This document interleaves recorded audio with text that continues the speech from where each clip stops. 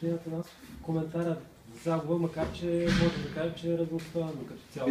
Да, те успяха, добро, ще ги поздравявам първо за победата, успяха да си вкарат, не мога да кажа, че е положение, нали, ситуация, в която ние си имаме голяма вина. Не мога да сърдя на моите момчета, мисля, че стараха. По-голяма част от матча го контролираха, имахме доста ситуации, които не ги оползотворихме. В крайна сметка това е футбол.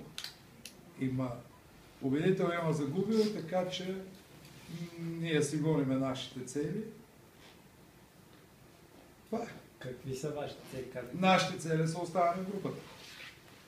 Значи, това не е основната цел. Поглед на това, с като точков актив бяхме, сега малко имаме 2 победи, вече ето и загуба, което е неприятно, но в крайна сметка футбол. Може би играта, която показвате, ви гарантира, че ще имате и още победи за напред. Вижда се промяна в състава на Спартак в сравнение с първия полусезон, матч, който бе във Варна. И мисля, че, пак казвам, аз не им